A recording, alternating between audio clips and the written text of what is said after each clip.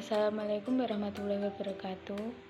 Perkenalkan, kami dari kelompok 6 yang beranggotakan Luciana Febrianti NIM 294, Dian Alam Nur Hidayat NIM 300, dan Naila Lutfia Ramadhani NIM 321. Di sini kami akan memaparkan materi yang berjudul Ekonomi Politik tentang Keadilan. Perkenalkan, saya Luciana Febrianti dengan NIM 12402193294. Di sini saya sebagai pemateri pertama yang akan menyampaikan tentang teori keadilan atau justice centered. Teori keadilan dalam ekonomi politik memandang institusi pasar dengan cara membandingkan institusi pasar dengan tuntutan dari konsep perseorangan. Teori berbasis keadilan berusaha untuk menentukan hubungan antara keputusan publik dan urusan pribadi. Secara umum, pendekatan ini dapat dibedakan dengan pendekatan lain yang tidak berbasis keadilan pada beberapa asumsi yang terkandung di dalamnya. Dalam teori berbasis keadilan, prinsip dasar untuk mengatur institusi adalah prinsip yang lebih tinggi daripada pertimbangan politik atau ekonomi. Institusi yang baik harus selaras dengan tatanan masyarakat.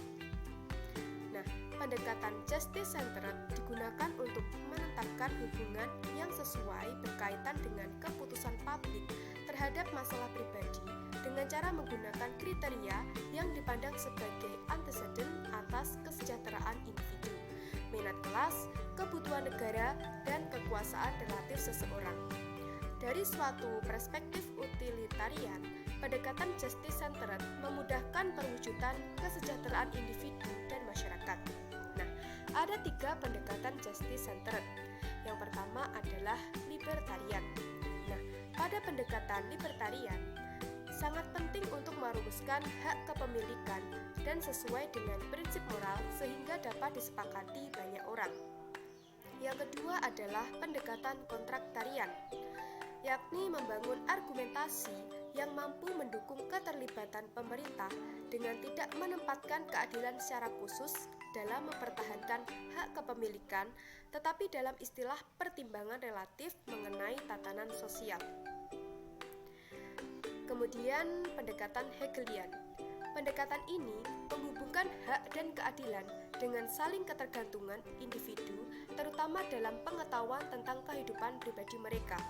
Pendekatan Hegelian menilai intervenis ekonomi berdasarkan prinsip persamaan kesempatan dan juga persamaan pandangan.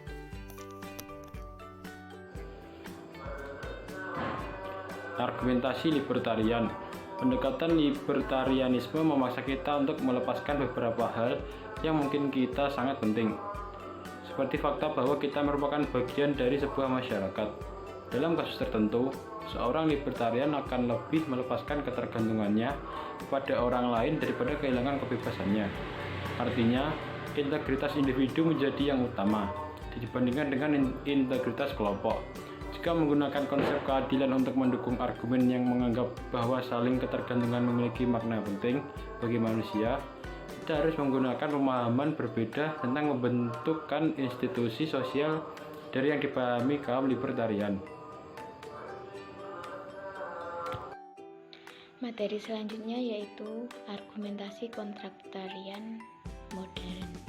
John Rawls mengajukan pendekatan berbasis keadilan berbeda dengan kaum libertarian. Teori yang dibangunnya sangat luas dan tidak terfokus secara khusus dengan ekonomi politik. Jika keadilan ekonomi ditafsirkan sebagai pengakuan terhadap hak milik pribadi, keadilan hanya dapat terwujud melalui pasar bebas.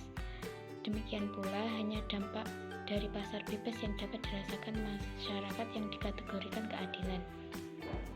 Rawls juga mengajukan konsep keadilan sebagai keseimbangan. Dalam semua teori berbasis keadilan, pasar memiliki wilayah sendiri. Batasan itu ditentukan pada integritas seseorang dapat dipenuhi oleh hubungan pasar.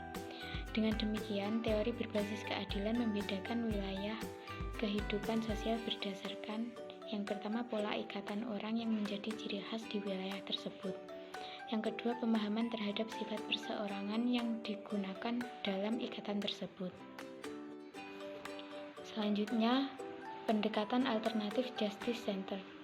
Gagasan ini secara sosial ditentukan oleh individu yang berbeda dari pemikiran tentang hak dan terhadap semua gagasan komunitas. Suatu etika komunitarian atas kehidupan yang baik dan identitas kelompok. Pada etika yang didasarkan pada hak, sebab kita pada hakikatnya terpisah. Diri yang bebas yang dibutuhkan adalah kerangka kerja hak netral yang menolak untuk memilih di antara tujuan dan maksud yang saling bersaing. Jika diri lebih didulukan dari tujuannya, hak tersebut harus didahulukan daripada barang-barang. Sekian pemaparan materi dari kelompok kami. Bila ada kurang lebihnya mohon maaf. Wassalamualaikum warahmatullahi wabarakatuh.